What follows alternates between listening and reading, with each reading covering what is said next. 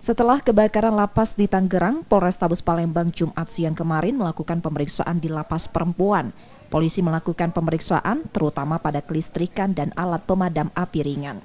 Kapolrestabes Palembang yang memimpin pemeriksaan menyarankan lapas untuk melakukan monitoring dan pemeriksaan rutin pada kelistrikan lapas.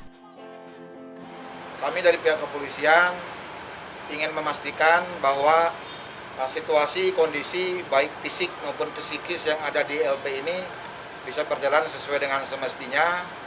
Apalagi kita kaitkan dengan kejadian di Tangerang ya Bu, di Tangerang, di mana ada salah satu lapas ya yang terbakar. Alhamdulillah setelah kami ngecek ke dalam dengan Bu Rini, lokasinya sungguh menyejukkan. Hunian binaannya juga sehat semua. Sekarang kita antisipasi, ya kita siapkan instalasi sebaik mungkin. Terus apar di tempatnya kita safety, hidup ya kita pastikan hidup semua layak pakai. Bertetangga sama pemadam kita kontak terus. Itu salah satu. Kalau kita posisi tidur memang nggak bisa buka kunci, gugup kan. Makanya kita harus siaga, kita tekankan siaga pada petugas.